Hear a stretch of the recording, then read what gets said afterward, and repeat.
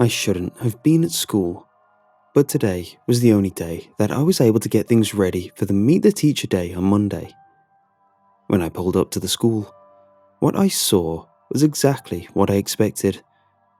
There were 2 other cars in the lot and a few workers outside working on some last-minute paint jobs to the front office. I waved to the workers as I walked into the office, swiping my card to open the door that leads onto the campus. It was weird being here while it was so quiet, but as I looked around, I noticed that a few things looked out of place. The sand on the playground wasn't raked as it usually was during school breaks. There were a few balls and toys littered around the field and the playground as well.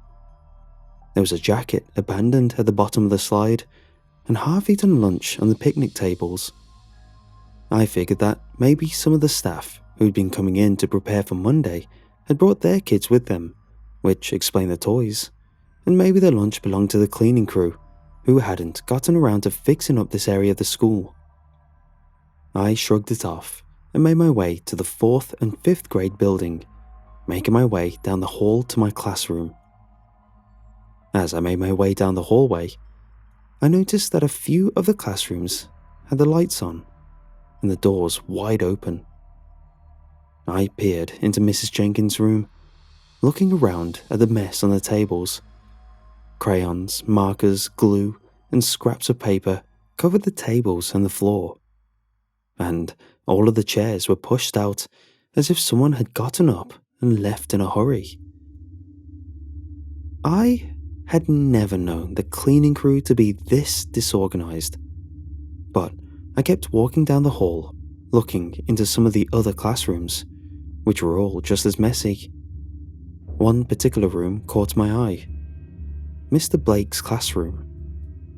This one had sleeping bags and cots all over the room, and all of the tables, chairs, and shelves had been taken out of the room to make space for them. As I finally reached my classroom, I stopped to look at the new decorations on the wall across the hall. There was a square portion of it that had been covered in blue paper with a banner that read, "What we did this summer," over it. Below that, there were dozens of pictures of the children. There were dates beside each row of pictures, going as far back as the last week of school, and including every week of summer break as well. I scanned each of the photographs, noticing how as time progressed, the children looked more sad, disheveled, and sick.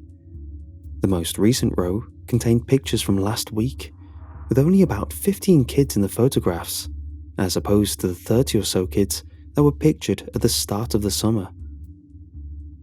There were only 2 teachers that I recognized in the pictures, and they seemed to be the only staff who was anywhere near the campus throughout this time: Mrs. Jenkins and Mr. Blake.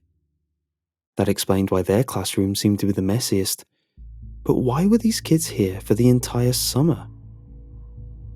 I hadn't heard anything about the school providing summer school classes that lasted this long. "Miss Cole!" I jumped as I turned in the direction of the sudden voice to see Ryan Edwards running down the hall towards me. "Ryan?" I asked. He had been one of my best students last year, and he was moving on to 5th grade, which meant he would still be in the same building for another year. He glanced behind him, looking nervous. He stopped in front of me, doubled over and out of breath. "What's going on?" I asked, looking behind him as well. There was no one there. "You shouldn't be here," he said, panting. "What do you mean?" I asked. I looked at him, noticing that his face was covered in dirt, and he had bruises and scrapes on his arms and legs.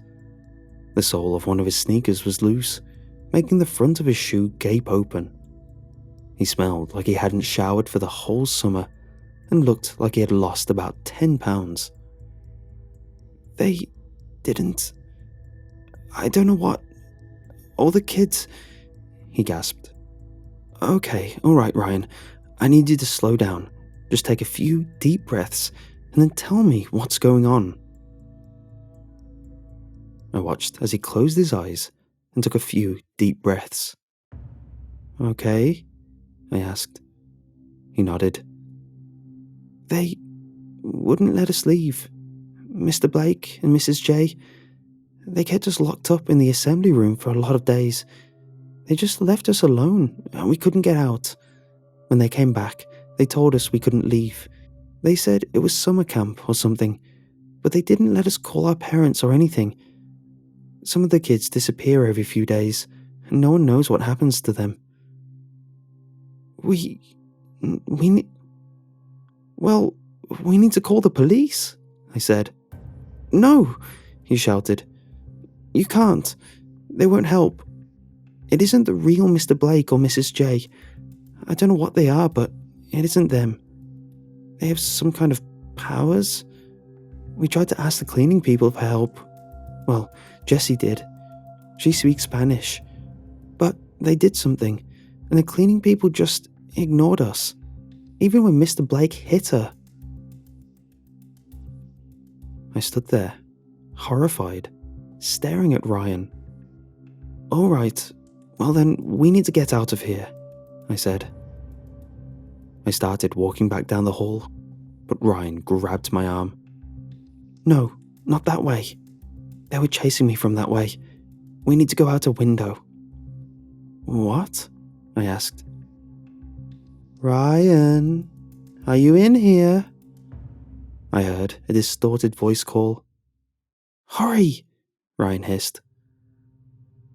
I pulled him into my classroom with me, and we made our way to one of the back windows. I opened it and helped him climb out at first. I could hear footsteps coming down the hallway. "Ryan, you won't be able to get away," the voice said.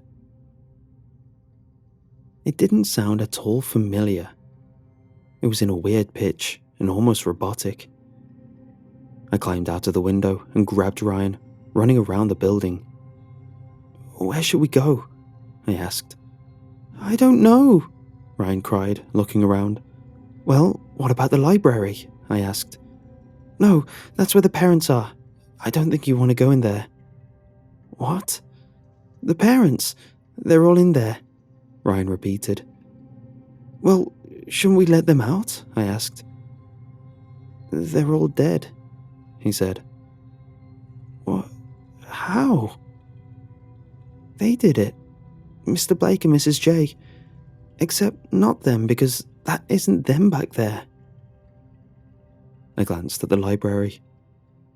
"All right, so where are we going then?" I asked. Ryan looked around. "The cafeteria," he shouted, pointing. I grabbed his hand and we ran across the grass. I reached for the door, praying that it would open, and sighing in relief when it swung open.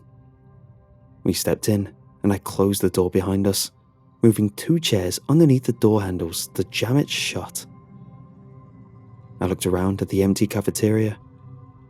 This appeared to be one of the only places that they hadn't messed up somehow, which made sense, considering that Ryan looked like he hadn't eaten the entire time he was here.